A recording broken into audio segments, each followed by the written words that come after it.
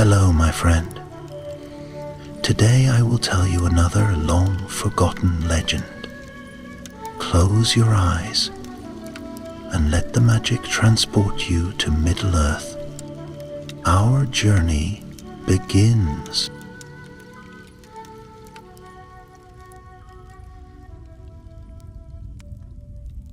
In the fading light of the Third Age, when the great kingdoms of old had long since crumbled into dust, and the memory of Beleriand was but a song in the halls of lore, the blue mountains, arid Luin, stood silent and cold.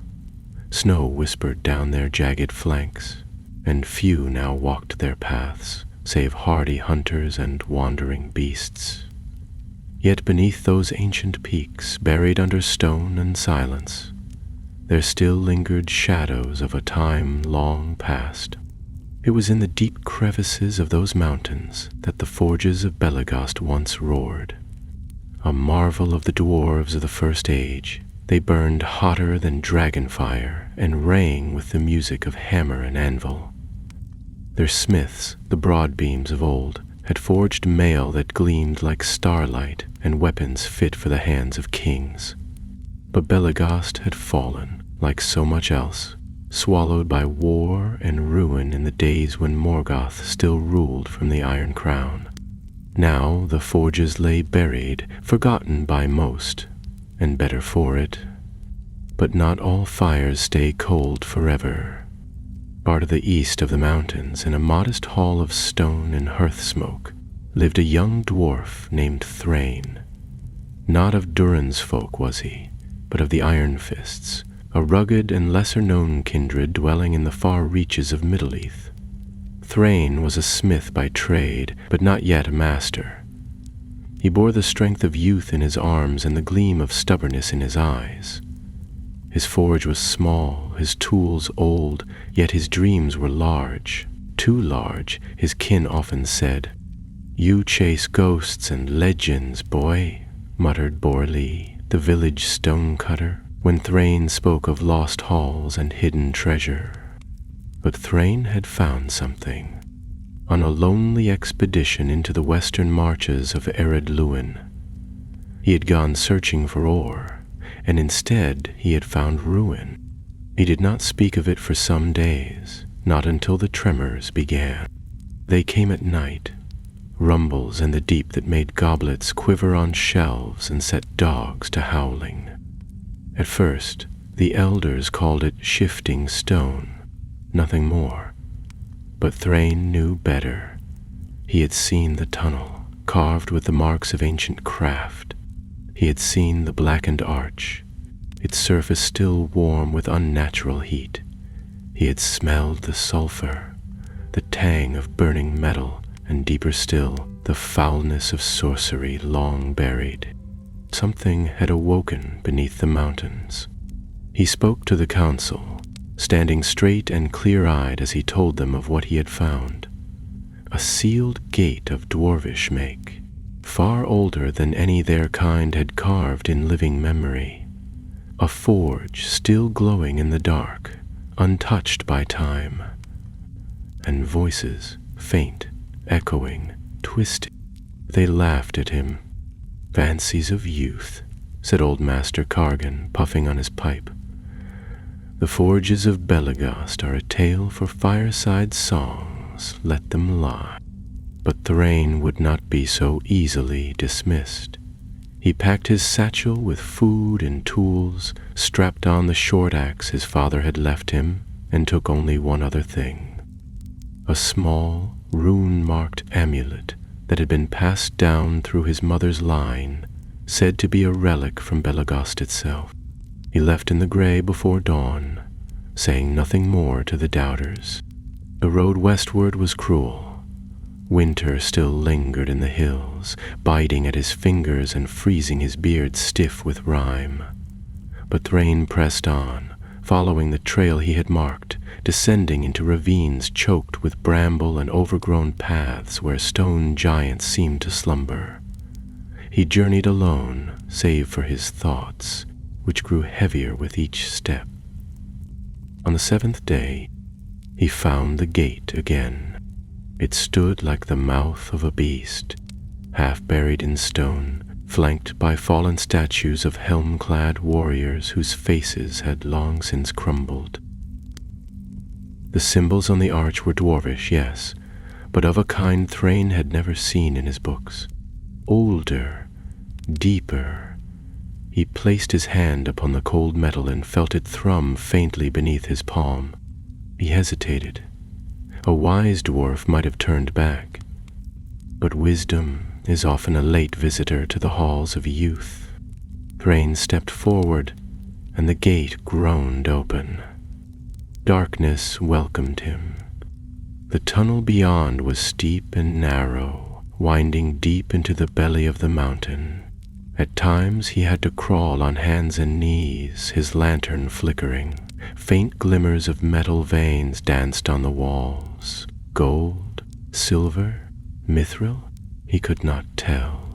But deeper he went, drawn by a warmth that seemed to pulse beneath the stone. Then, suddenly, he stepped into air. The chamber was vast, colossal beyond belief. It stretched so high that the lantern light vanished into shadow. Pillars rose like stone trees, carved with the runes of ages past, and far at the chamber's heart was a forge. A forge still lit. Its fires burned not orange but green, with a sickly light that cast twisting shadows.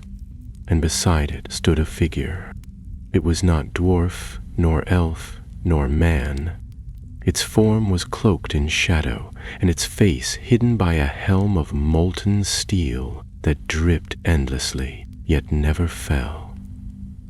It turned as Thrain stepped forward, and though it spoke no word, Thrain felt its voice.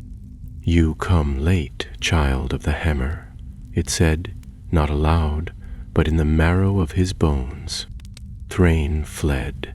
He did not remember how he escaped, only that the fire seemed to follow him, whispering his name as he ran through darkness. When he stumbled into the sun again, he was half mad with fear, but his resolve had hardened. The forges of Belegost had awakened, and something evil now wielded the hammer. If none would believe him, he would go alone. But fate does not leave such deeds to one heart alone. The threads of the tale were beginning to pull tight, and others would soon follow. The wind howled across the slopes of arid Luin, sweeping fine snow into the crevices of stone and whistling through narrow gullies like a ghost hunting for song.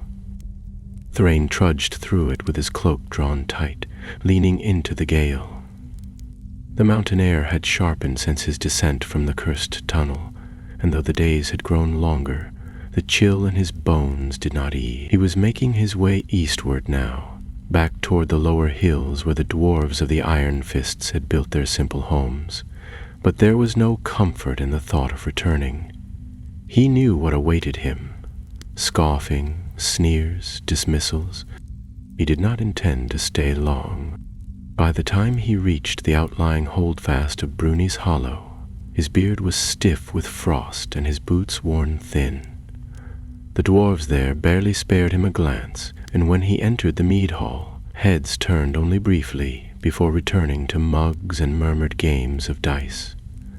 Thrain sat near the hearth, rubbing his hands over the flame, and waited. He was looking for one dwarf in particular. By nightfall, a squat figure with a scar across one cheek and a permanent scowl on his brow entered the hall. His cloak was patchy and his boots bore the crust of long travel. This was Odrin Stonetreader, a dwarf whose name was rarely spoken without a curse or admiration. Some called him a traitor, others a hero. The truth was less grand, but more painful. Odrin had once led a band of dwarves westward in search of lost treasures, but returned with fewer than half, and never spoke of what happened in the deep. Since then he had wandered the borderlands alone, more beast than kin. Thrain stood as the older dwarf approached the hearth, and without ceremony said, "I've seen the forge." Odin paused only for a moment before sitting beside him. He reached for the flask at his belt, drank deeply, and passed it without a word. Thrain drank too, wincing at the burn. "I thought Belegost was lost," Odrin muttered, eyes fixed on the flames.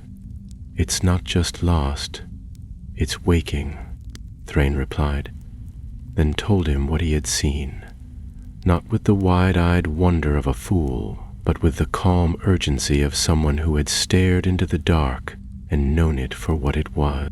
When he finished, Odran sat still for a long while. At last he nodded slowly. "A forge that burns green. That's no dwarf fire. That's sorcery. And not the kind we know." "So you believe me?" Thrain asked. "I believe you saw something, and I believe you're right to be afraid." That night they made plans in whispers. Odrin agreed to guide him through the older paths, forgotten roads carved in the elder days. But he would not go for free. "I'll not carry another fool to his doom without cause," he said gruffly. "If you're right, and that forge is truly working again, there may be something left behind worth recovering. A relic, a weapon. I'll have my share," Thrain agreed. It was not gold he sought, but fire, and the power to put it out. They left before dawn 2 days later, armed and packed. To the east, word had begun to stir of strange gatherings in the lowlands. Travelers spoke of orc bands moving under moonless skies and dark wings glimpsed above the trees. The shadow beneath the mountain was not keeping to its lair. Before they crossed into the deeper mountain passes, they found another companion, though not one Thrain expected. At the ford of Larnin's stream, they encountered a lone traveler mending a broken cart. She was tall and clad in worn leathers, and her features were fine-boned, her eyes sharp as frost. When she looked up, Thrain knew at once she was no dwarf. "Aye, an elf," Odrin growled beneath his breath, reaching for the handle of his axe. But the elf did not flinch. "Peace," she said. "I do not seek quarrel, only fire for the night and company that does not steal." Her name was Elira, and she claimed to be a wandering smith, cast out from Linden many years past. Her reasons were vague. Thrain guessed there was truth in her tale, but not all of it. Still, when he spoke of the forge and the ancient halls, her expression turned from boredom to something close to awe. "I have heard of Belegost," she said softly. "The dwarves of old wrought wonders there. Blades that sang in battle, gems that burned with light. It is said the elves once traded star iron for such craft. If even a fragment of that place remains, I would see it." Odrin snorted. "We're not guiding some wanderer on a holiday." "I'll pay my way," she said, tapping a pouch of coins. "And I know things about fire. Strange fire. You may find that useful." Thrain glanced at Odrin, then nodded.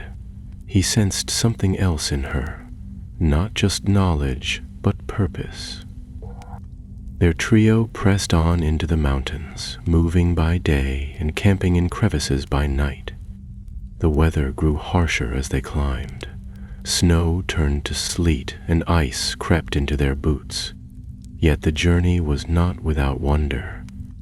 They passed under vast stone arches carved by ancient hands, and crossed bridges so narrow that the wind threatened to carry them off.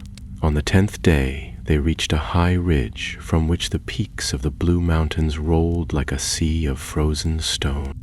It was there they saw smoke.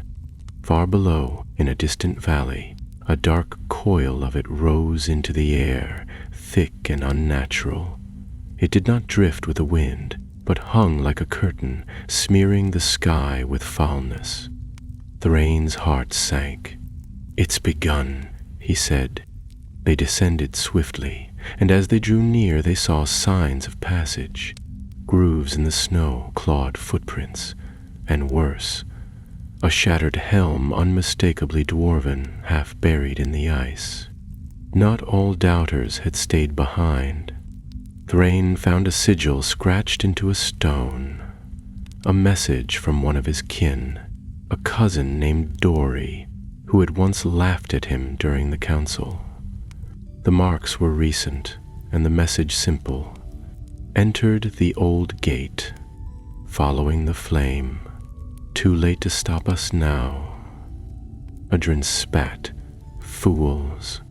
They moved faster after that, finding the path Thrain had taken weeks before.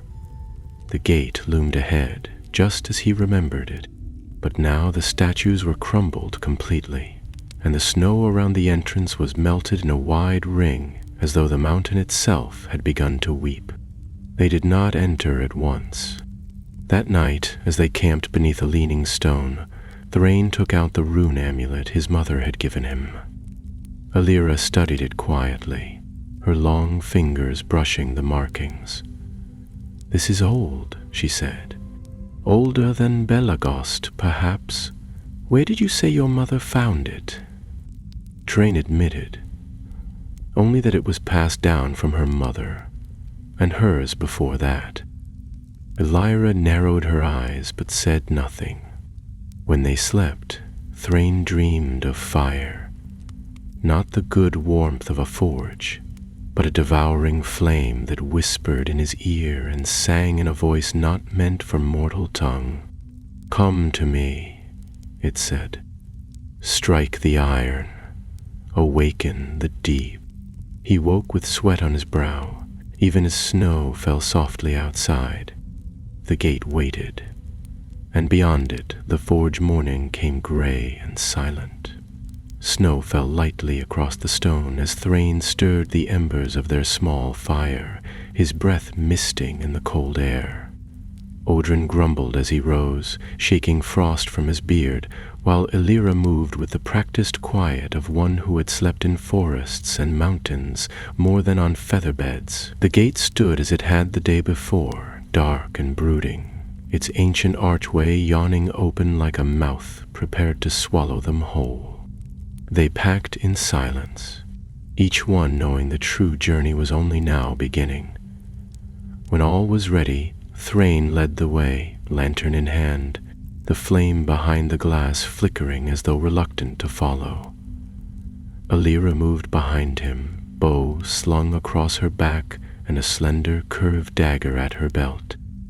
Odrin came last, axe in hand, muttering under his breath in the old tongue.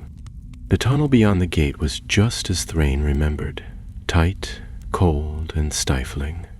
But this time the air was hotter, the walls sweating moisture. A low hum pulsed through the stone, faint at first, but growing stronger with every step they took.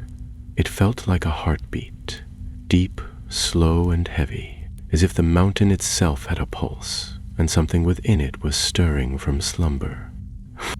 After several long minutes, the tunnel opened into a descending stair, worn smooth by time and ancient footsteps. The passage was wide enough for two to walk side by side, and though the walls were marked with carvings, the images had faded to near nothingness. Only the deep grooves of runes remained, silent witnesses to forgotten days. The trio descended cautiously, the light of Thrain's lantern casting long shadows that danced along the wall. They reached the great hall at last, the same one Thrain had fled weeks before. Now it was worse. The forge that had once glowed green with eerie flame now belched thick black smoke into the air, rising in foul clouds that did not drift upward but swirled and hovered like dark wings. The fire had grown. It hissed and crackled with a life of its own, sparks flying in patterns too ordered to be random. On the far side of the chamber, half lost in smoke and shadow, machines stood, tall, spindly, and half complete, their iron limbs twitching unnaturally. Thrain froze as he saw them. Elira stepped closer, her brow furrowed. "Those aren't just forges," she whispered. "They are building something." Odrin grunted, squinting through the gloom. "Weapons? Golems? Worse." Then came a sound, a clanging from deeper in the forge, rhythmic and slow. Not the steady beat of a smith, but the heavy strike of something immense and unrelenting. Each hammerfall echoed through the hall like thunder. Thrain took a hesitant step forward, eyes fixed on the glowing heart of the forge. Then he stopped. A figure stepped from the shadows. It was tall, far taller than any dwarf or man, and clad in armor black as pitch. The metal glistened as though still molten, though no flame touched it. Where its face should have been, there was only a smooth helm of dark steel, featureless and cold. In its right hand it held a hammer the size of a child, its head wreathed in smoke. In the other hand it carried nothing, but the air around it seemed to shiver. The thing turned its head toward them, though no eyes could be seen. It did not speak, but the pulsing hum grew louder, like a voice pushing against their thoughts. Odrin stepped forward, lifting his axe. "Name yourself, spirit. If you still wear form, then face us like the forge masters you mock." The figure did not answer. Instead, it lifted the great hammer and brought it down upon the stone anvil beside it. The strike echoed through the chamber, and something moved. A grinding sound began from within the shadows, metal scraping against stone. From the far corners of the forge, hulking shapes stirred.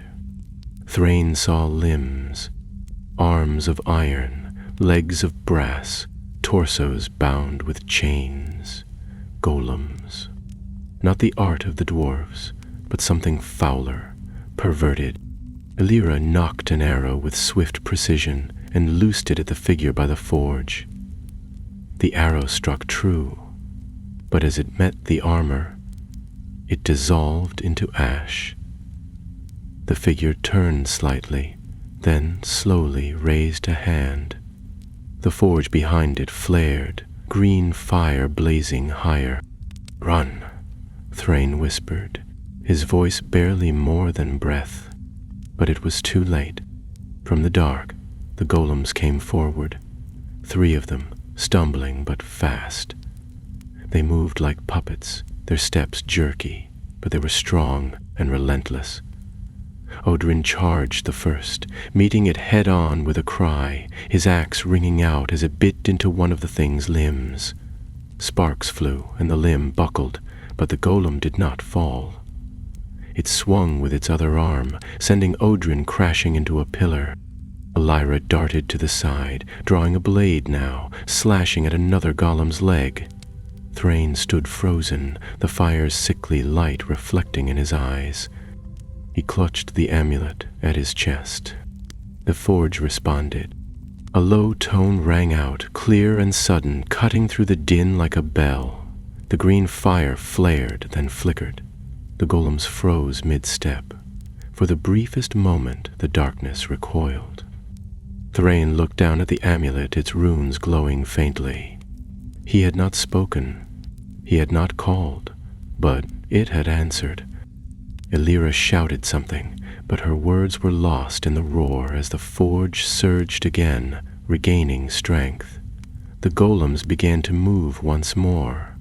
Odrin, limping now, reached Thrain and grabbed his shoulder. "We're not winning this. Back, now." They fled, half running, half dragging one another, retracing their steps up the stair.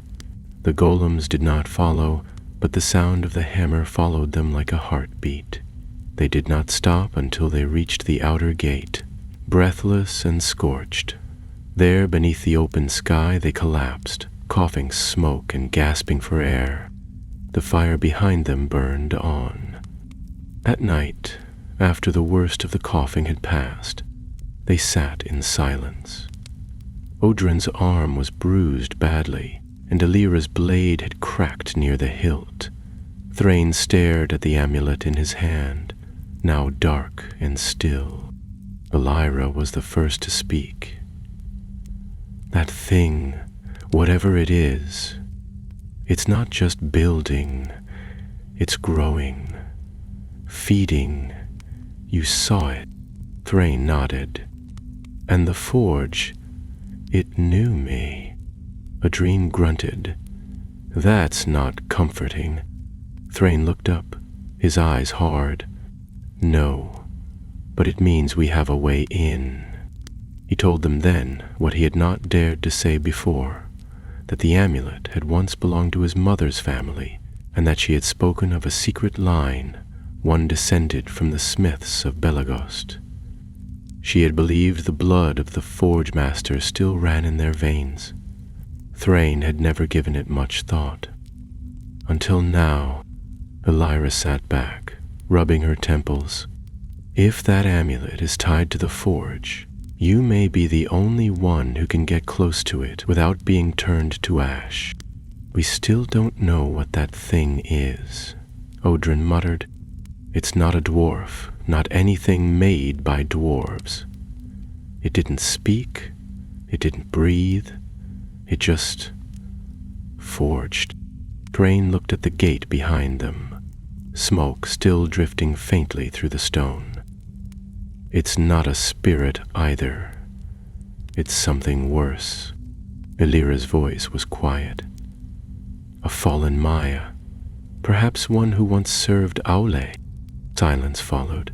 Even Odrin had no response. They knew then that this was no simple reclaiming of an old hall, no treasure hunt through forgotten tunnels. This was something deeper.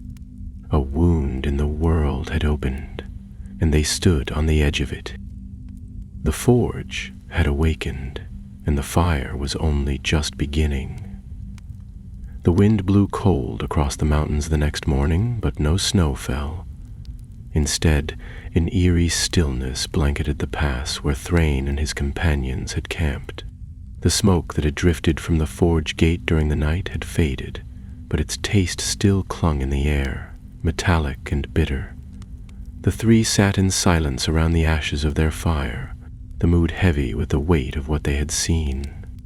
"We can't go back in like that," Elira said at last, her voice hoarse. "Not unprepared. Not against those things." Odrin grunted, still rubbing his shoulder. "Aye, that golem nearly took my head off. We'll need more than grit and steel if we're going to stand against that fire demon and his toys." Thrain had barely spoken since dawn. He stared at the amulet again, its runes now dull, but he could still feel something pulsing faintly within it. It had awakened in the forge's presence, as if some old bond had stirred, but it had also drawn attention, and that could be dangerous.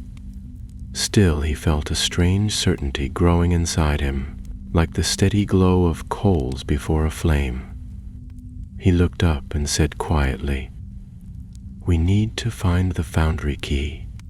Odrin and Elira both turned to him, frowning. "What key?" Odrin asked, suspicious. Thrain held the amulet up, fingers tracing the tiny engravings along its edge. "I didn't understand it before, but this is only part of something larger. When my mother gave me this, she said it was the memory half. She mentioned a twin, a binding twin, she called it. The foundry key. She said it was lost before the fall, but it might still be hidden somewhere in the western tunnels. If we can find it, maybe we can shut the forge down." Elira narrowed her eyes, thoughtful. That would make sense. Dwarves don't build something as mighty as Belegost's forge without a failsafe. "And if your amulet opens the way," Odrin added slowly, "then the key might shut it. Or destroy it," Thrain said. "I don't know, but we have to try." They agreed to leave the gate behind, at least for now. The western tunnels had once been the lifelines of Belegost, old transport shafts and halls where workers lived, mined, and stored goods. Much of it was said to have collapsed during the breaking of the land after the War of Wrath, but Thrain believed not all was lost. He had seen glimpses in the stone, the telltale shapes of carved arches and shuttered passageways leading off from the main forge tunnel. If anything survived, it would be there. By midday, they had circled around the southern ridge and begun searching for an alternate way into the western halls. The cliffs here were steep and treacherous, with narrow ledges carved by ancient miners now half crumbled with age. Snow clung to the stone, and each step brought the risk of slipping to a cold, sudden death.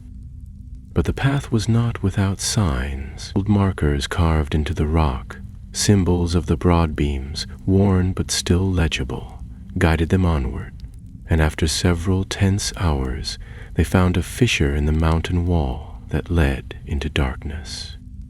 Inside, the air was dry and thick with dust. The walls were smooth and sloped downward, marked with old cart tracks and rusted chains once used to haul ore. They lit their lanterns and moved carefully, passing fallen beams and piles of broken stone where collapses had long ago sealed side tunnels.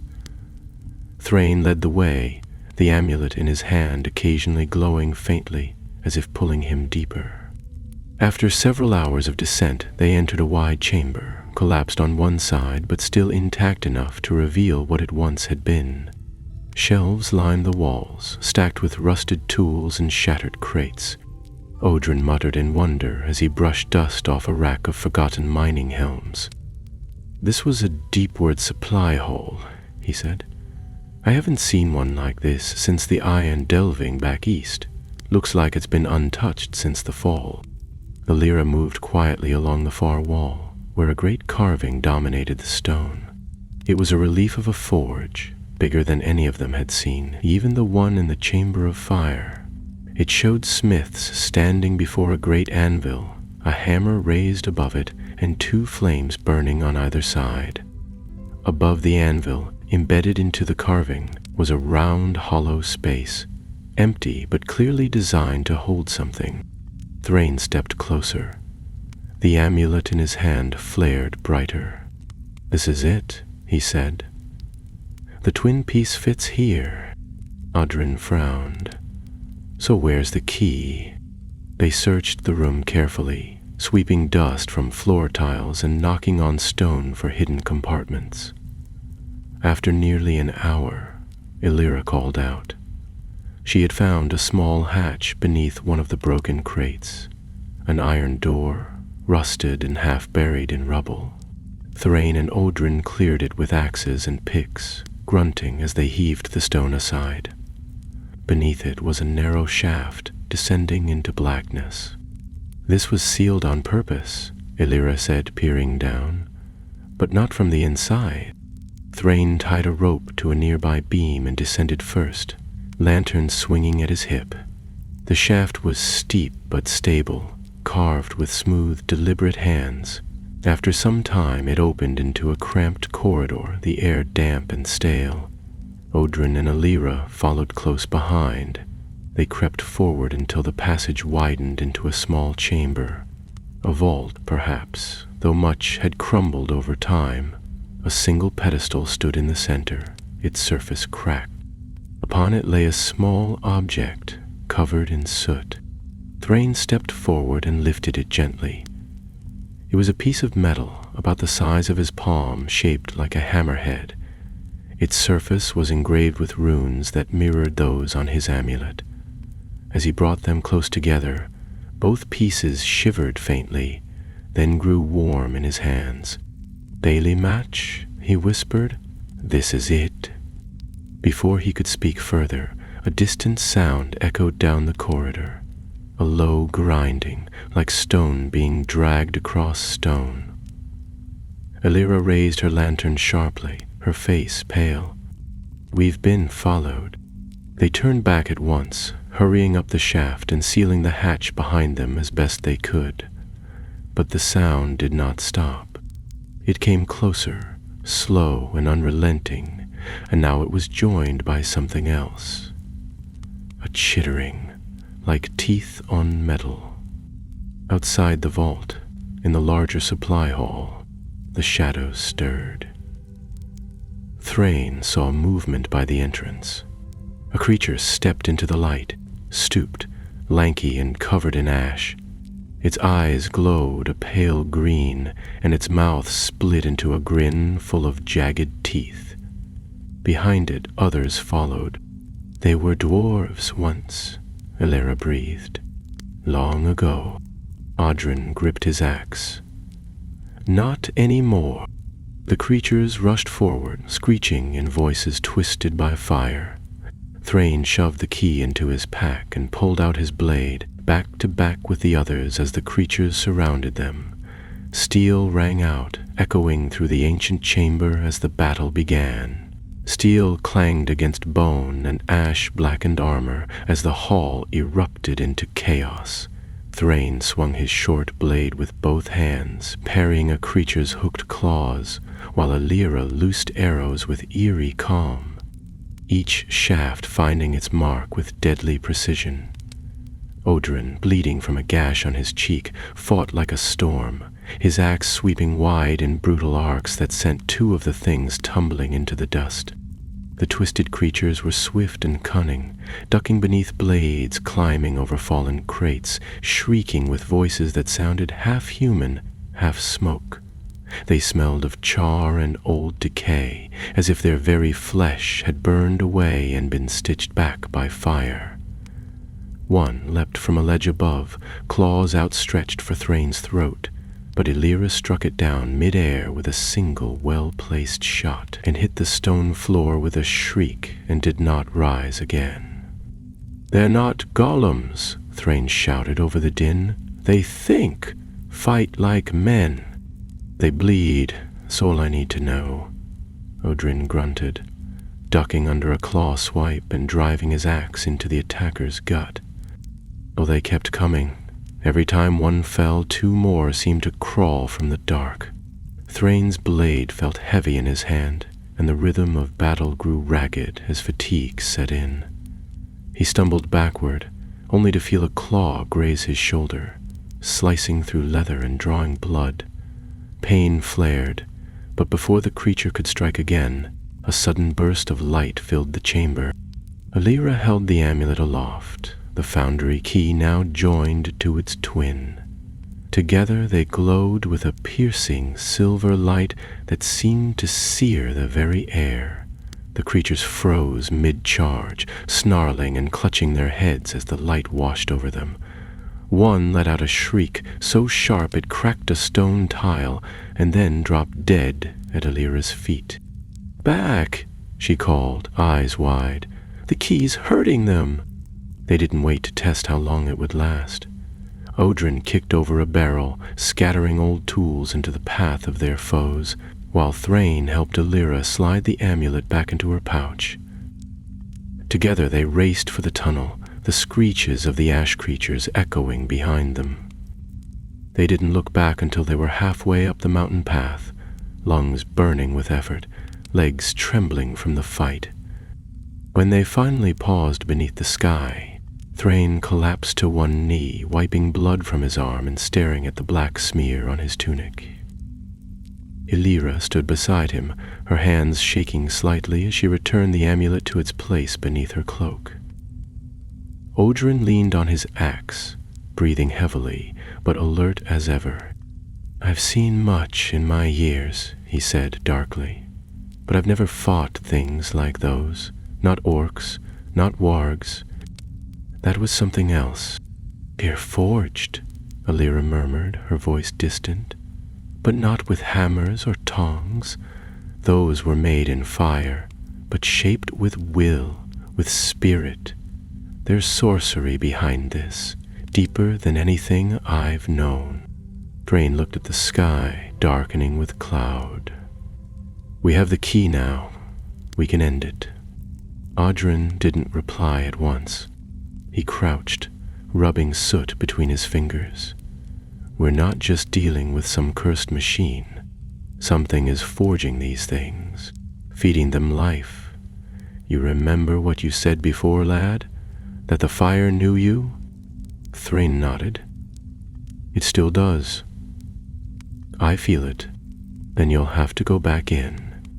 The thought made Thrain's stomach twist. The forge terrified him in a way no blade or beast ever had.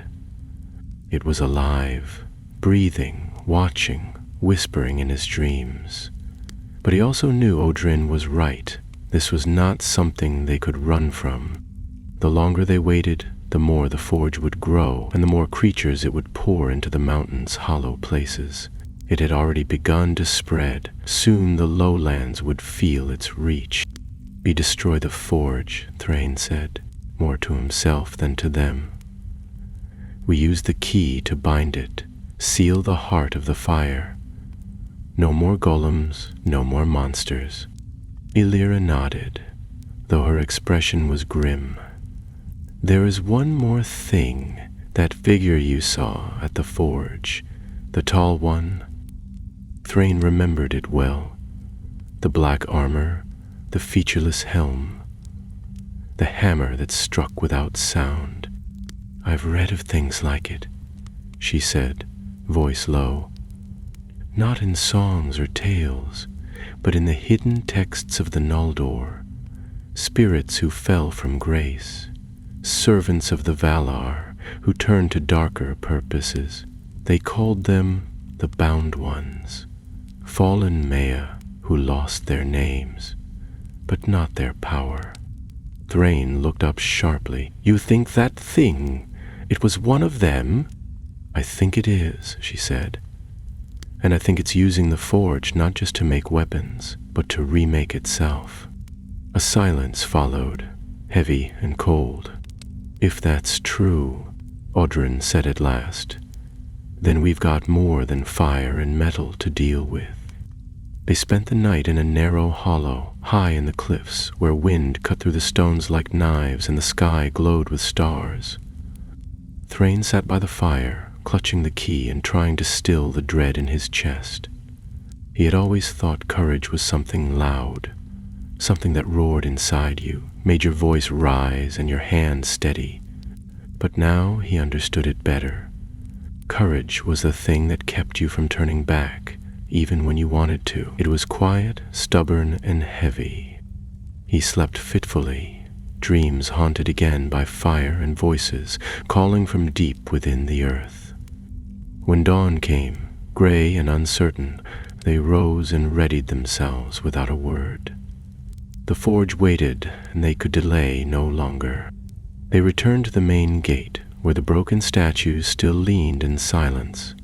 The smoke had thinned, but the smell lingered.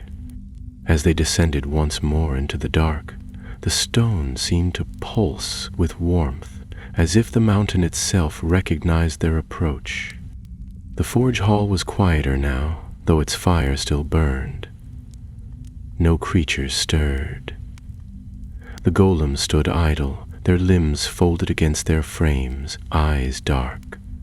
The great black figure was absent.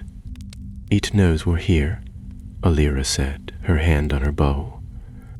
Thrain stepped forward, amulet in one hand, the foundry key in the other. Together they began to glow. The anvil's at the heart, he said. We bind it there. Odrin and Illyra flanked him as he approached, every step echoing across the stone. The green fire writhed higher, as if sensing what was to come. When they reached the center, Thrain climbed the steps to the platform and stood before the anvil. It was massive, cracked down the center, but pulsing with heat. Runes covered its sides, ancient words of power half burned away. He placed the amulet in one hollow, the key in the other. They fit perfectly. The forge screamed. Flames burst upward, lashing like serpents into the air. The golems reared to life with a screech of iron, and the black-armored figure stepped once more from the smoke. But this time, Thrain did not run. The black-armored figure descended from the smoke like a shadow made solid. Its hammer trailed sparks across the stone as it moved, and the heat that poured from its form was unbearable, hotter than the forge itself, as though the fire had taken shape and chosen this form to walk in.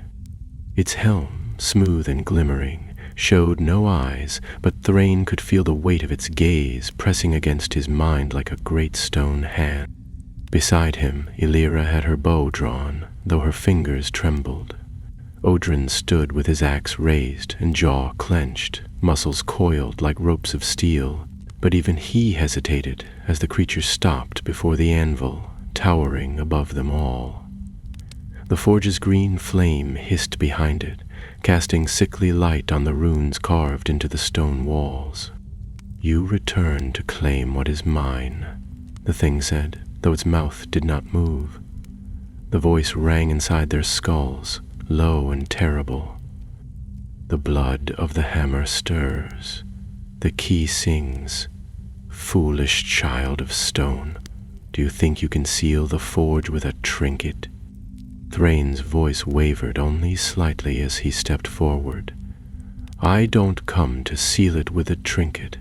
I come to end what should never have begun." The figure tilted its head, and for a moment the flame seemed to draw back in curiosity. Then the laughter began.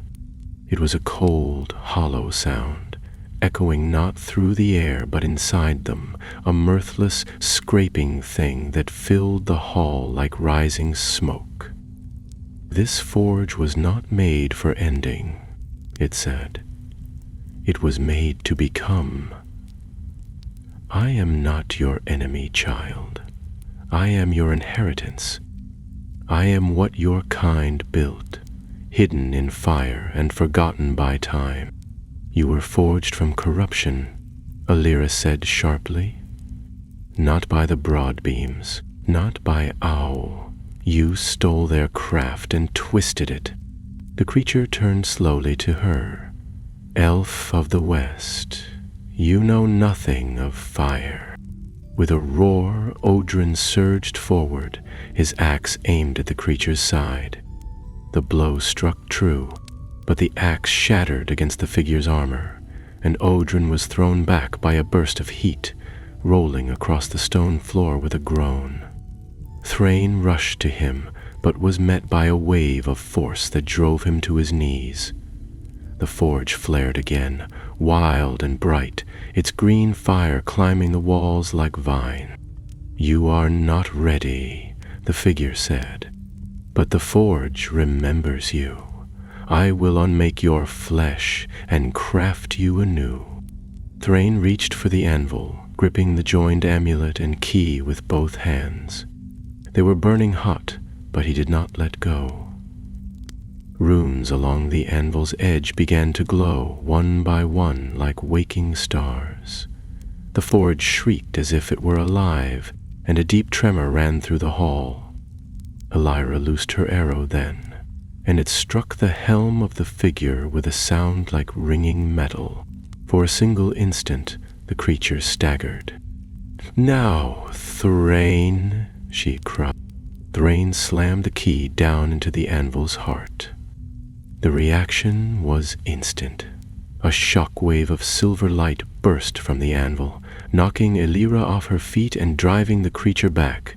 The fire went white, flaring so bright that the entire hall seemed to vanish. Stone groaned, pillars cracked, and the forge itself began to wail. But the figure did not fall. It straightened, armor scorched, helm cracked down the center. For the first time, Thrain saw what lay beneath. Not a face, not truly, but something like molten glass, shaped in the rough semblance of a skull. Within it, a flickering coal of fire pulsed in rhythm with the forge. "You cannot bind me," it rasped, voice faltering but still strong. "I am the fire now." "You're wrong," Thrain said, standing tall despite the heat pressing down on him. "You are only what we let you become." He drew from his pouch a small crystal shard, dull and cracked, nearly forgotten. His mother had given it to him when he was a child, calling it a keepsake, little more than a trinket from the old lands. But now he felt it with the same resonance as the key. He held it aloft, and it blazed to life, white and pure. "I am Thrain, son of Mirin, line of the Forgrights of Belegost," he shouted. "I claim the right of the last fire." The forge bucked as if struck. The green flames turned white, then gold, and a sound like shattering glass rang through the chamber. The runes on the anvil flared, brighter than ever before, and lines of light raced across the floor in all directions. Ancient conduits, channels of power once used to shape the strongest steel. The figure screamed, reeling back, its armor cracking and splitting as the golden fire surged toward it. "No," it bellowed. "You cannot undo me." But the rain was already moving. With the key in one hand and the shard in the other, he leapt onto the anvil and drove them both into its center. A thunderous roar filled the forge, deafening and final. The fire exploded outward, swallowing the creature in a torrent of light and flame. And then the forge went dark. When Thrain opened his eyes, the hall was quiet. The great anvil was cracked in two, its runes faded. The forge fires were gone, replaced by drifting steam. The machines, golems and twisted constructs alike, had fallen still, their limbs strewn across the floor like broken toys. The black-armored figure was gone, its shadow burned into the stone, but no trace of its body remaining. Odrin lay groaning nearby, bruised but breathing. Elira was already on her feet, kneeling beside Thrain with wide eyes. "You did it," she whispered. "You stopped it." Thrain nodded, though his hands trembled. The key was gone, vaporized with the fire, but the crystal shard remained, now clear as ice, the flame within extinguished. He placed it gently on the cracked anvil and stepped back. "It's over," he said, though even as he spoke, he knew it was not truly the end. As they climbed out of the ruined hall, the light of morning filtered through the cracks in the stone. The sky above arid Luin was clear for the first time in many days, and the smoke that had lingered was gone. Birds wheeled through the air, and snow melted from the high peaks. They did not speak much as they made their way back down the mountain. Odrin was silent, his steps slower than before, but steadier too, as though a weight he had carried for years had been lifted. Elira moved with her usual grace, but her eyes often wandered to the horizon, deep in thought. When they reached the lower ridges, Thrain paused and looked back. The mountain stood tall and quiet, its forge cold at last. Whatever evil had stirred there had been banished, but its memory would remain, carved into the stone and into their hearts. "We'll need to seal the gate," Odrin muttered. "I'll come back," Thrain said. "I'll seal it myself, but not today." They turned east, back toward the Iron Fist halls and the waiting hearths of kin and kind. The sun rose higher behind them, golden light touching the stones where once only shadow had dwelled. And far behind, deep in the heart of the mountain, the anvil slept in silence, its fire spent, its purpose fulfilled, and the last echo of Belegost's forge fading into legend. They journeyed in silence for some time, the wind tugging at their cloaks and the mountain path winding steeply downward beneath their feet. The air felt fresher now, though the scent of ash still clung faintly to their garments. None of them spoke until the forge was well behind them, out of sight, hidden once more within the ancient heart of arid Luin. It was Elira who first broke the stillness. She glanced sidelong at Thrain, her tone cautious but curious. That shard you used, where did your mother truly get it? Thrain hesitated before replying. She never said, only that it came from her mother's mother, passed down through the women of our line. I always thought it was just a bit of old glass, something she kept for sentiment. Odrin snorted, adjusting the weight of his axe across his shoulders. Sentimental glass doesn't burn with fire from the bones of the earth. That shard was made for something. I think it was a binding crystal, Elira said, the kind used in the First Age, part of the deeper enchantments, rare and dangerous in the wrong hands. Thrain frowned, brow furrowing as he looked ahead. Then why did she give it to me? She never mentioned anything about it being magical. Maybe she didn't know, Odrin offered, but his voice lacked conviction. They pressed on, and as they descended through the narrowing valleys, snow gave way to bare stone and then to scrub and moss. The land grew softer, more familiar, and the lowlands beyond the mountains stretched before them. Trees appeared again, first pine, then birch, their branches swaying in the cool breeze. It felt like returning to a world that had kept turning without them. Still, the forge's fire had not been extinguished in their minds. Thrain kept seeing the creature, the twisted shape of molten armor, the scorched rune marks, the forge burning behind it like a second sun. He had destroyed it, yes, but only with the aid of tools he had barely understood.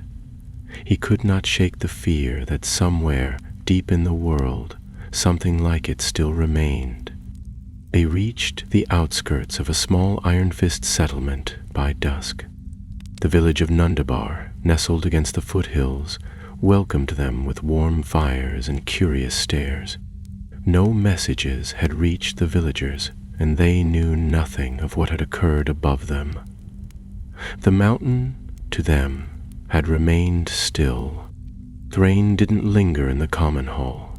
As Odrin and Allura accepted food and drink from grateful hands, he found a quiet bench beneath a cedar tree and sat, staring at the horizon.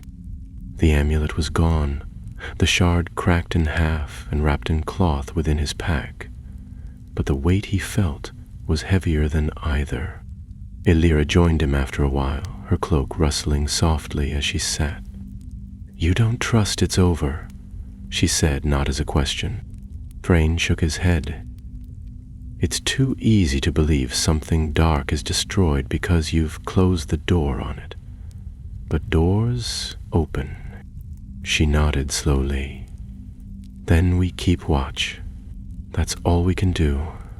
Evil doesn't vanish, it hides and waits." He looked at her, eyes tired but steady.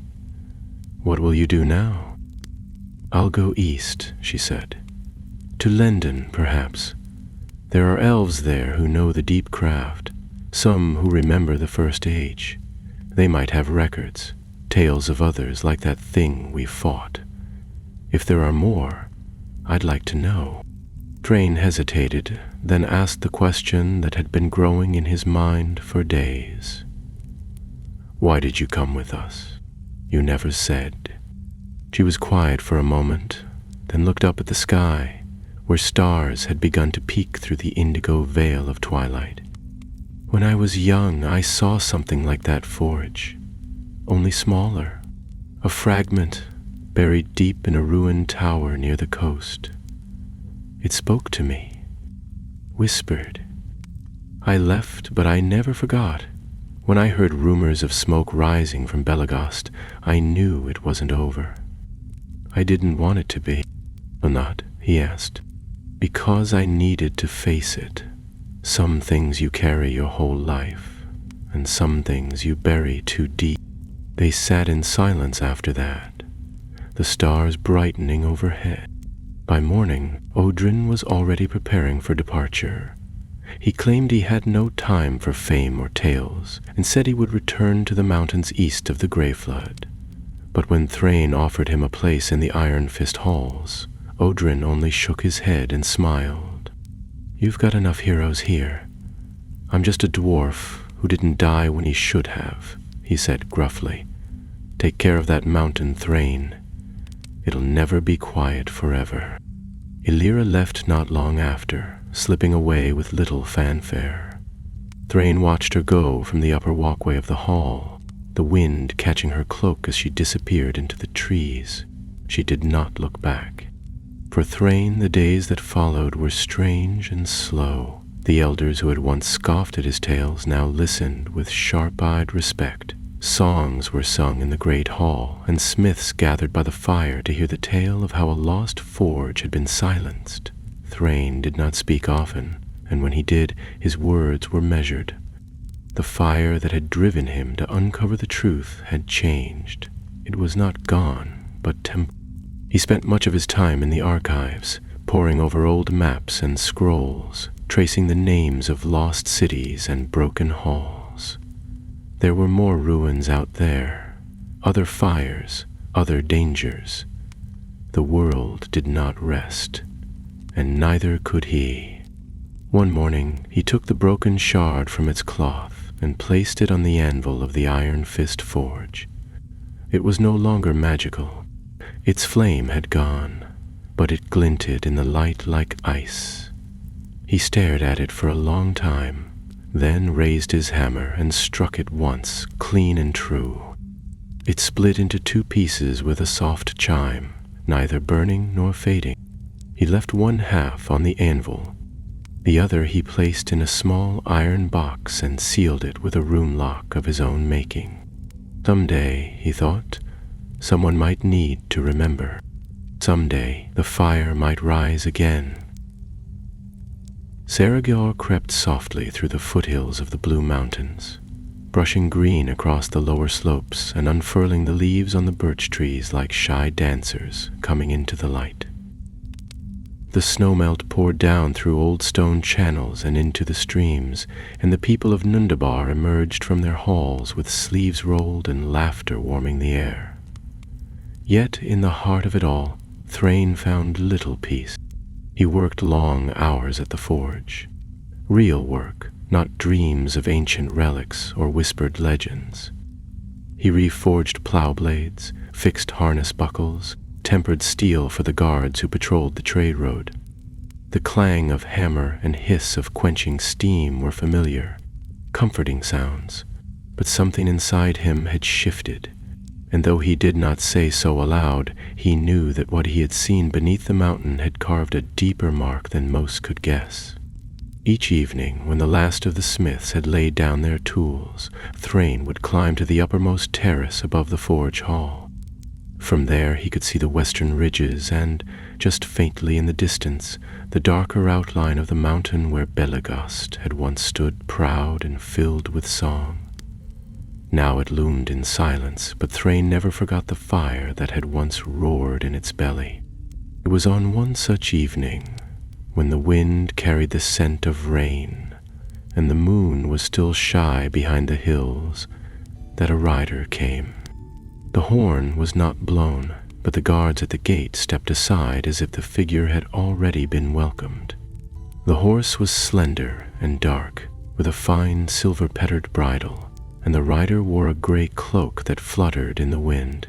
Thrain descended quickly, the hairs on the back of his neck rising before the figure had even dismounted. The rider threw back their hood. "Elia?" he breathed. Her expression was unreadable. Tired, perhaps, and wary, but her voice was calm. "I didn't plan to return so soon." "Something's happened," Thrain said, not as a question. She nodded. "I went east as I said I would, sailed from Linden, reached the old towers beyond Harlanden, found a scholar who once served under Gil-galad himself. He kept records, things even Elrond no longer studies." She glanced around, as if checking that no one was listening. There was more than one. Thrain felt the world shift slightly beneath him. More than one like the forge creature. She met his eyes. Yes, not many, but they were scattered, bound to places of power, mountains, rivers, deep lakes. Some were destroyed in the war of wrath, but not all. The one you faced had a name once, Melanter. The name was unfamiliar, and yet it struck something deep, like a faint bell tolling at the edge of memory. Illyra continued, her voice low. He was once of Owl's court, a crafter, a forge master, but he desired more, secrets the Valar would not grant, so he turned to other powers. Before he fell, he helped forge the armories of the earliest days. He disappeared before the First Age ended. Some said he was lost. Others whispered he went into the deeps, beneath the world, seeking flame old as Arda itself. Thrain sat down heavily on the nearest bench. And he found it. The forge in Belegost. It wasn't only ours. He must have taken it, changed it. Illyra gave a quiet nod. Twisted it to his purpose, and the crystal shard you carried. It wasn't just a binding tool. It was the core of a seal. One of the 7 seals the smiths of Belegost crafted in secret, under fear of what Melantur had begun. Thrain felt a chill, though the air was warm. And now it's broken. Which is why I've come. Her eyes, always steady, now glimmered with something close to urgency. We may have silenced the forge, but if the seal is gone, others may awaken. I've traced 2 sites already, one deep beneath the sea cliffs of Antrest, the other in Khazad-dûm. The name echoed through Thrain like thunder. Khazad-dûm, Durin's halls, long abandoned since the Balrog's awakening, a place of glory and ruin. We can't go there, he said. Not even Durin's folk go near it now. Illyra was silent for a moment. Then she reached into her cloak and pulled free a scroll.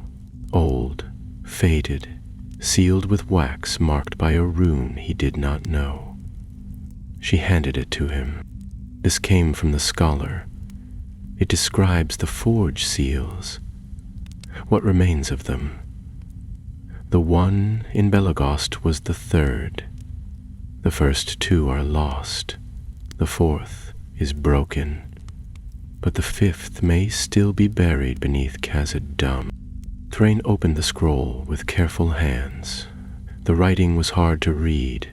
Angled Elvish script, sharp and precise, with notes scrawled in dwarvish runes along the edge.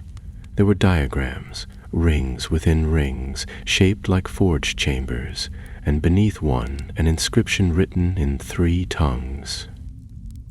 Where fire once slept, shadow came. Where fire sleeps again, light must rise. He looked up. You want to go there? Have to. The seal may be the last that still holds. If it fails, we might see more like Melantur. And next time, there may not be a key.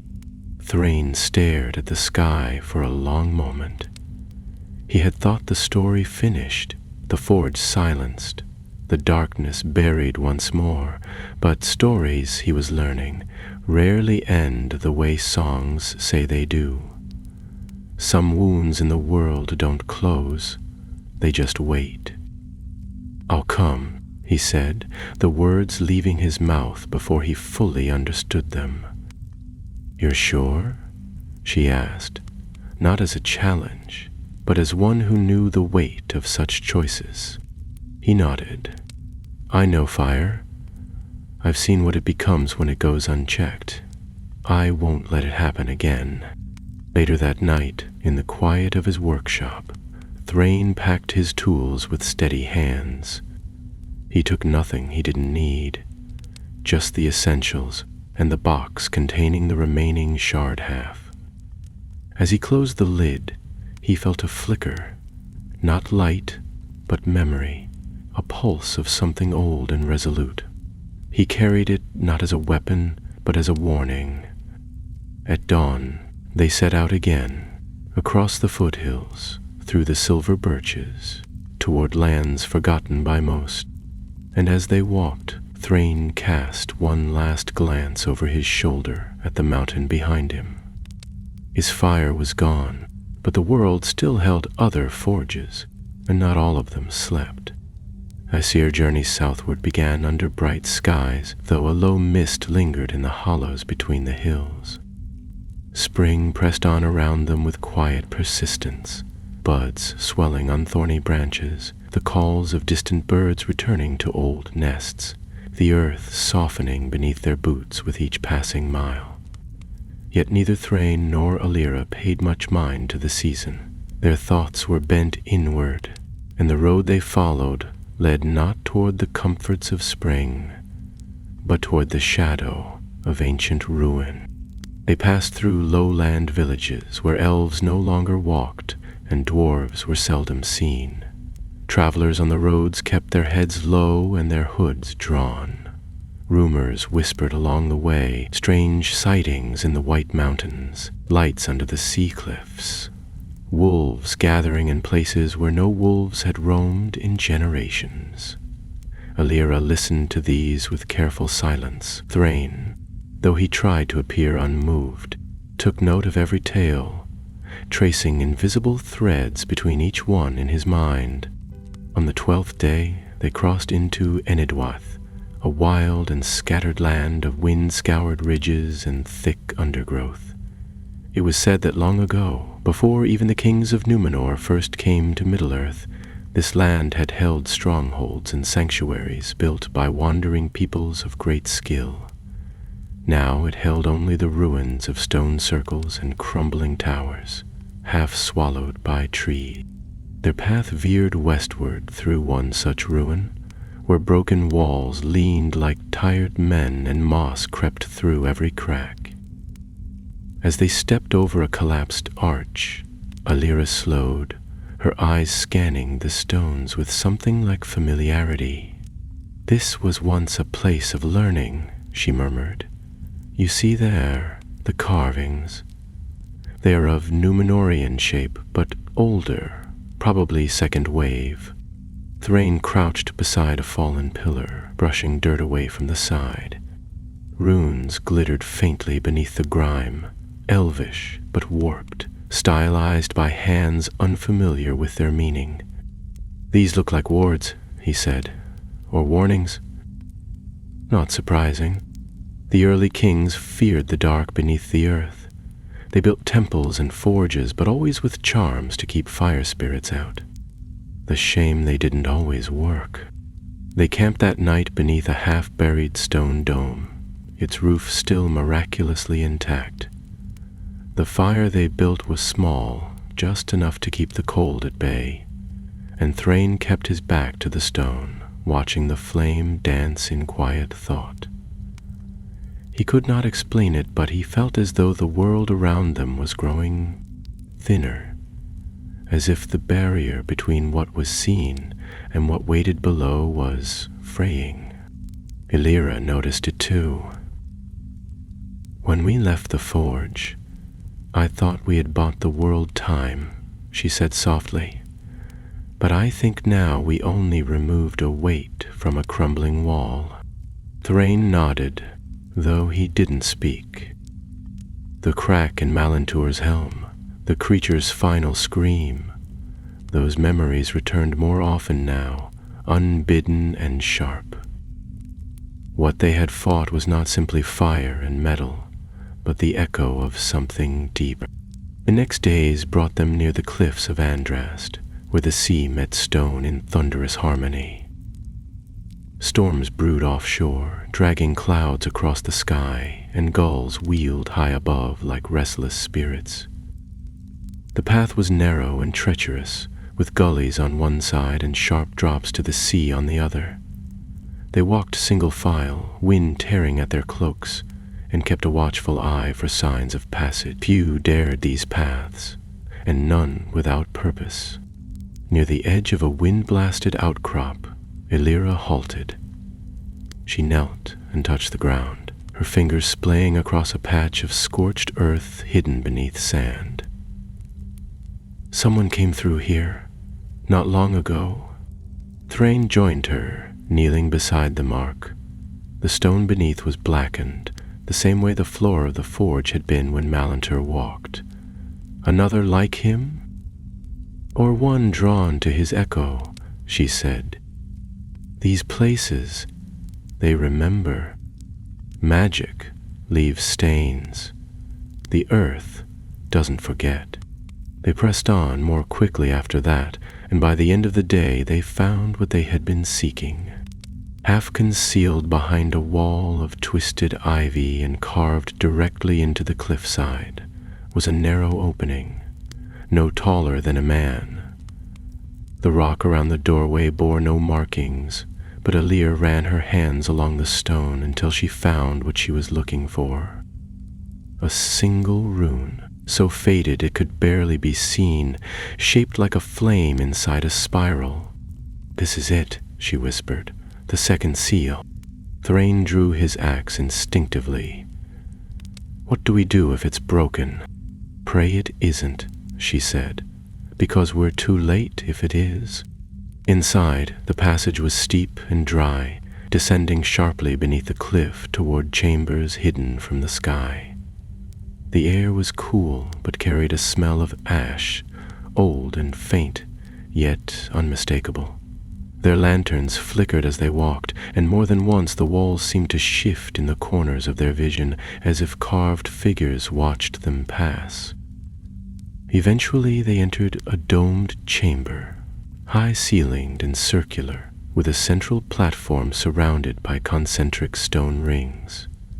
The pattern was familiar, like the forge hall of Belegost, but smaller, more refined. The rings were etched with runes and channels where fire had once flowed, and at the very center stood a pedestal. Thrain approached cautiously, eyes scanning every shadow.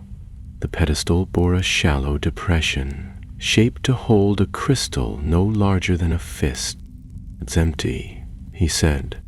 Elira stepped closer, her brows drawn. "It should hold the seal." Then someone took it. A sound echoed from deeper in the stone, soft but clear. A footstep, deliberate and slow. They turned together, blades ready, as a figure stepped from the darkness beyond the archway. Unlike Malantur, this one wore no armor.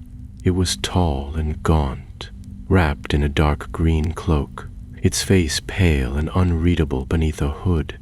Yet its eyes burned, not with light, but with purpose. "You are late," it said.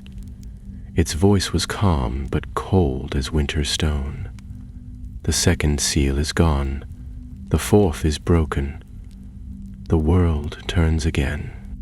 Thrain raised his axe. "Who are you?" The figure tilted its head. "I am called Valir. I am what remains of those who once watched the gates. I kept the seal for as long as I could, but now it is passed on." "To who?" Alira asked, though she already guessed the answer. Valar's expression did not change. "To those who would build anew, fire forgotten, flame reborn." The earth trembled then, faintly, but enough to stir dust from the high rafters. Somewhere far beneath, something stirred. Thrain tightened his grip. "You're one of them." "No," said Valar. "I am the warning." He turned and began to walk back into the shadows. "The third seal lies beneath Khazad-dûm. If it falls, the world will burn, not in war, but in creation unbound." Thrain and Alira exchanged a glance. There were no more questions. They turned back toward the surface. The path ahead was clear. The fire had not ended. It had only just begun to breathe. They left the sea cliffs behind with the wind at their backs and the shadow of Valar's words hanging heavy in their minds. Neither Thrain nor Alira spoke of what they had seen beneath Andrast, though both knew it marked a turning point in their journey. Whatever had stirred beneath Belegost was not the end of a story, but only a warning, one of several, and if Valar spoke the truth, the next seal lay beneath the deepest and most dangerous place left in Middle-earth. Bizad-dam. The ancient city had once been the pride of Durin's folk, a kingdom carved into the roots of the misty mountains where mithril veins ran like rivers of light. It was said that no greater dwarven work had ever been wrought, save perhaps the long-lost halls of Nogrod and Belegost themselves. But those days were gone. Now Khazad-dûm was a name spoken only in whispers. Since the fall of Durin Six and the awakening of the Balrog, the city had lain in darkness, abandoned, its gates shut and its forges cold. Orcs had made it their own for a time, but even they had fled when the deeper things stirred. Reaching it meant crossing leagues of wild land and mountain, braving watchful eyes and roads long forgotten. They moved northward, passing through lands untouched by map or road, following the old stories more than the stars. Once or twice they stopped in small settlements, taking on food and water, keeping their purpose hidden. Few dared question them. There was something in their manner now, a weight to their steps and voices that made even bold men step aside. In the forests of Holland, once a place of trees and song, they found broken columns overrun by ivy and stone stairways leading nowhere. The elves who had dwelt there were long gone, and only echoes remained. Yet Alira paused there more than once, her hand brushing the smooth gray stone, as if listening to it speak. The Eldar used to come here before they crossed the mountains, she said softly. The Eldar, this was a place of rest. Now it's only silence, Thrain replied, though not unkindly, and ash in the wind. At last they came upon the Dimrel Dale, and there it was, the east gate of Moria, vast and cold beneath the stars. Carvings of ancient craft still lined the walls, though many had been defaced, some blackened by fire. The doors themselves were open just a crack, as if some unseen hand had pulled them ajar. The silence around the entrance was not the peace of an empty place, but the quiet of something waiting.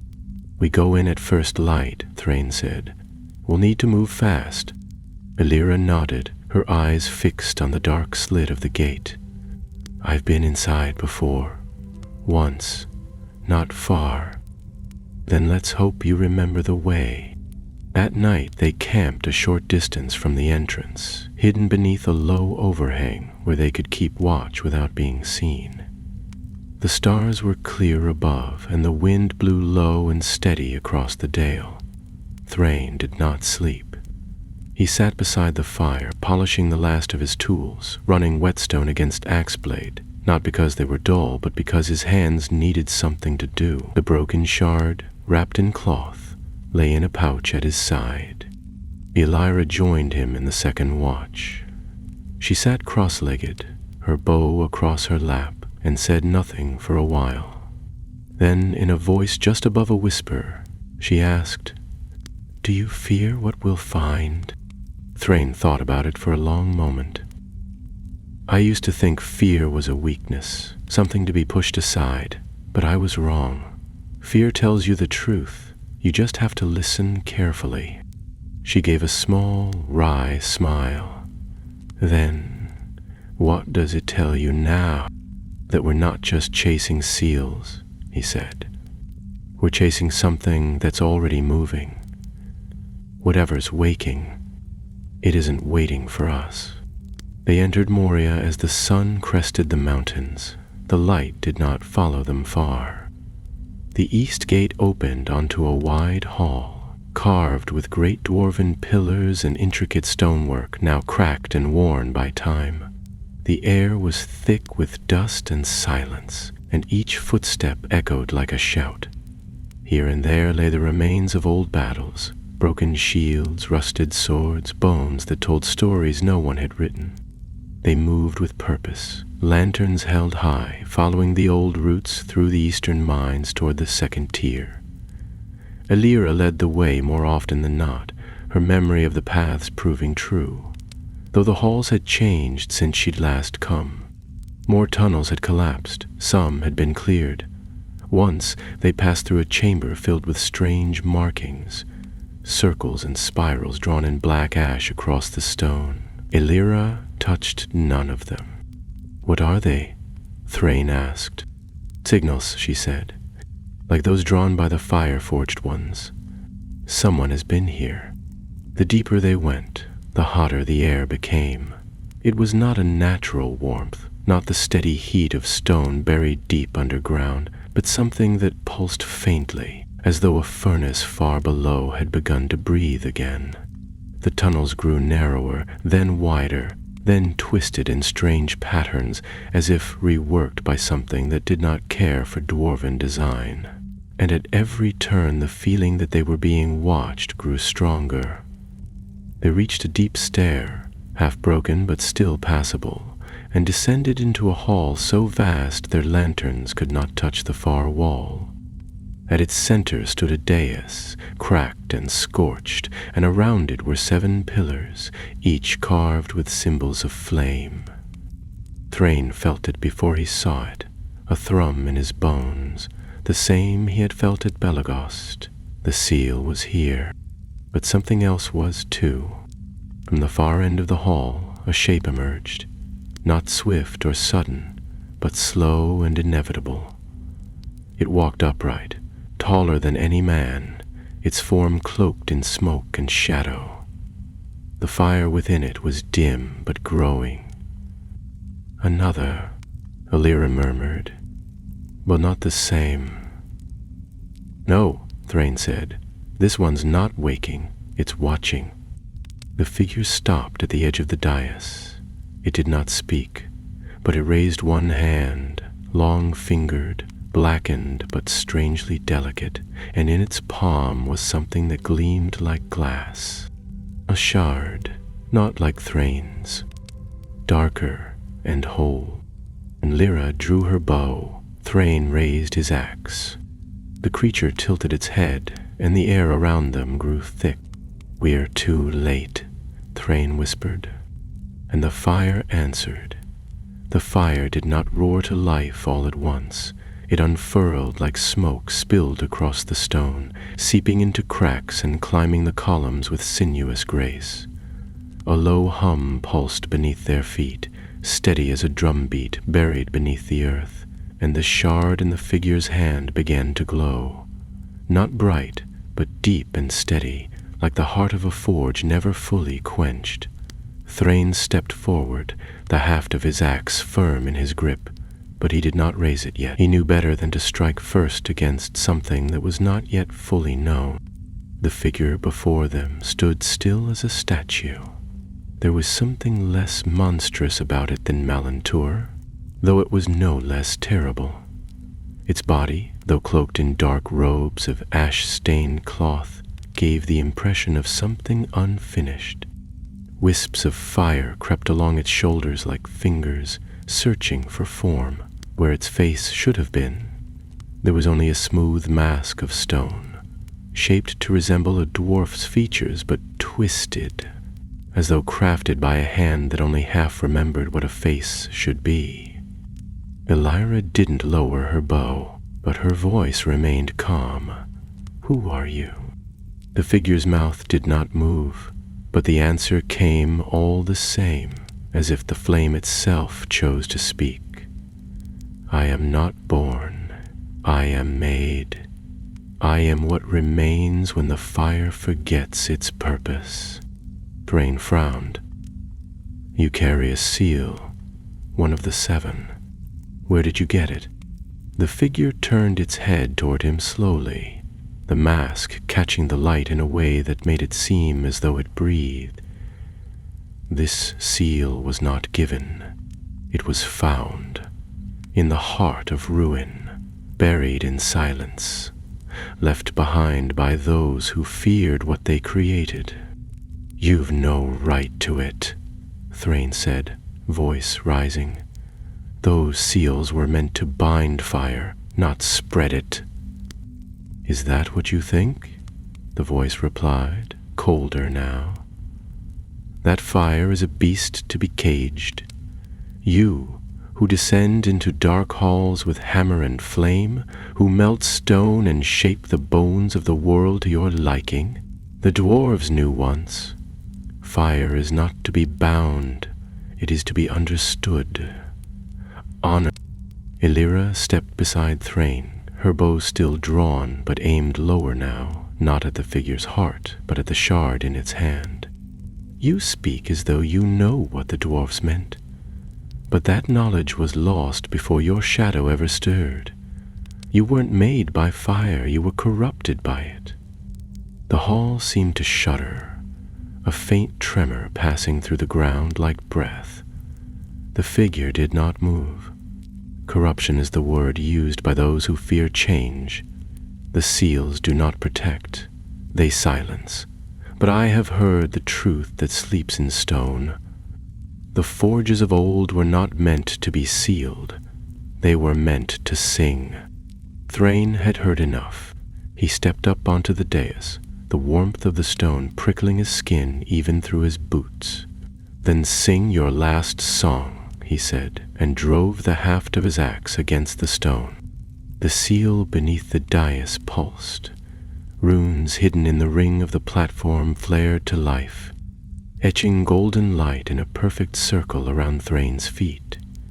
The figure recoiled slightly, a flicker of something like recognition, or perhaps pain, passing across its unmoving mask. Elira loosed her arrow. It struck the shard in the creature's hand with a crack like splitting ice. The light within the shard sputtered violently, then surged. For a moment, all the fire in the chamber vanished. Then it returned in a blinding wave. The light poured outward, surging into the runes, racing through the columns like veins. The seal at Thrain's feet erupted with golden flame, and the figure screamed, not in words, but in a sound that pierced bone and memory alike. The mask cracked, a fracture running from brow to chin, and fire burst from within, curling upward like a soul torn free. Thrain staggered backward, shielding his eyes as the figure writhed. But even as it crumbled, it did not fall.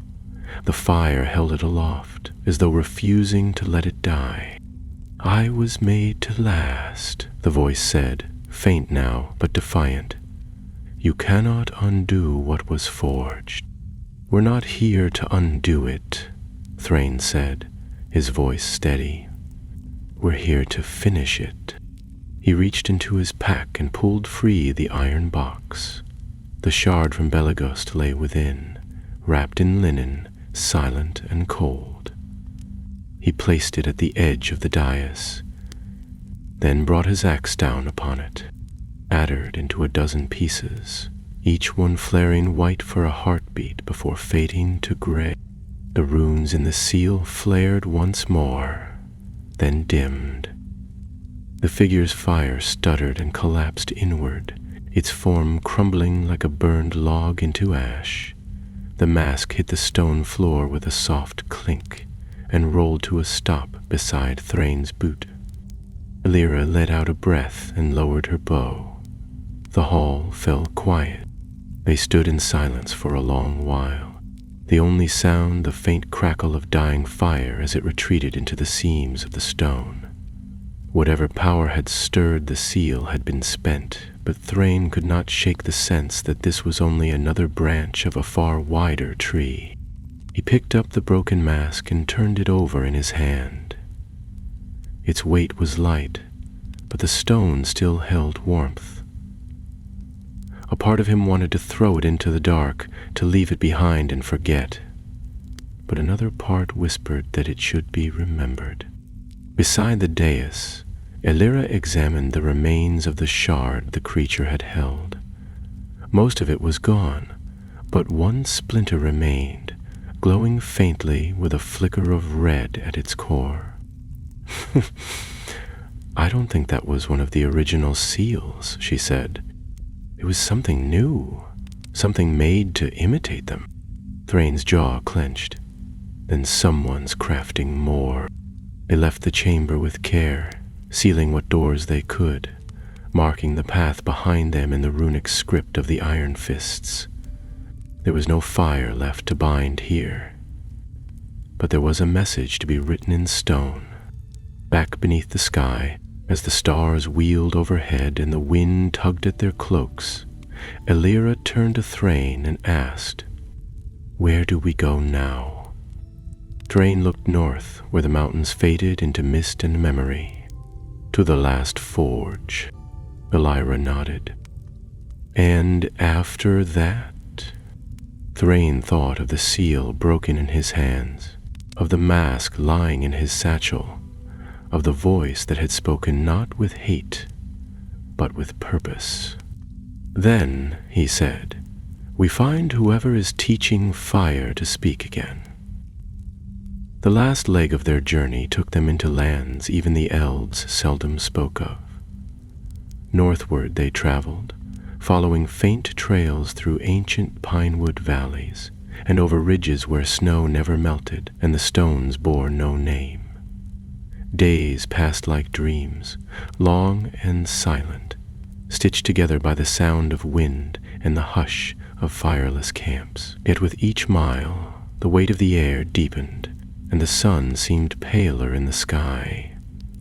The land itself felt wary, as if it too remembered the secrets buried beneath it. Elira walked ahead most mornings, her sharp eyes tracing patterns in the frost, while Thrain kept to the rear, the iron box secured to his pack and his thoughts wrapped around the name Valir had spoken. 7 seals, and only 2 remained unbroken, if they were not already lost. Of these, only 1 was marked on the scholar's map, the 7th, the final forge, the place where the chain had begun. It lay far beyond the old dwarf roads, deep beneath the mountain of Theragul, the black tooth of the north.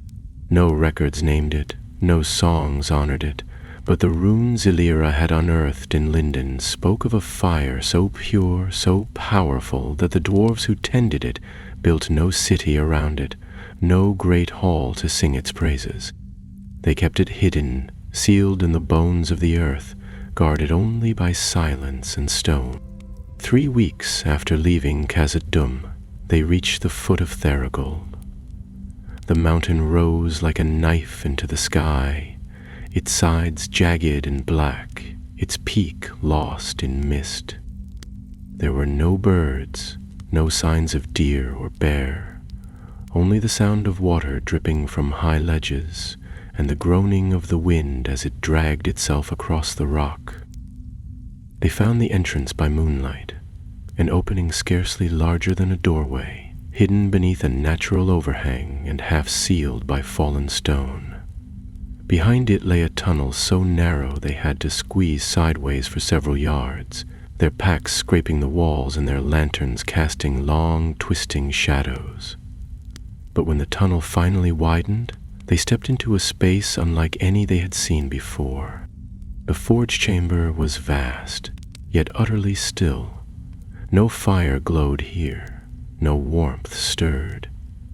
The floor was smooth, polished to mirror brightness, and in its center stood a single forge, low and plain, shaped like a basin rather than a furnace. Surrounding it were 7 stone thrones, each unadorned but carved with runes so deep they seemed to drink the light. The air felt dense, like standing inside a bell waiting to be rung. "This is it," Elira said, her voice barely above a whisper. "The last forge." Thrain stepped forward slowly, his boots echoing with unnatural clarity. "It's cold," he said. "Dead." "No," Elira murmured. "Not dead. Waiting." She moved toward the nearest throne and brushed her hand across the armrest. Runes flared briefly beneath her touch, red, then gold, then faded again. Each seat belonged to a master, she said, one for each seal. Thrain approached the forge basin. It was empty, lined with black stone, smooth and flawless, no ash, no soot, as if no fire had ever touched it. But when he placed a hand against its rim, he felt a shiver travel up his arm. Not heat, not cold, something else. "There's no fire," he said. "There never was," Elira replied. "This forge wasn't meant for crafting blades. It was meant to bind them. This is where the seals were made." Thrain looked up at her, understanding dawning slowly. The seals weren't just made here. They were linked. "This is the core." "Yes," she said, nodding. "And if we light this forge, we can reach the others. We can bind the remnants before they wake fully, but only if the fire is pure." Thrain hesitated, then unfastened the iron box from his pack. Inside, the splinter of the false shard still pulsed with dim red light. He held it up, watching how it flickered weakly, like a coal clinging to life. "We can't burn this," he said, "but we can use it." He crossed to the basin and placed the splinter at its center. For a moment, nothing happened.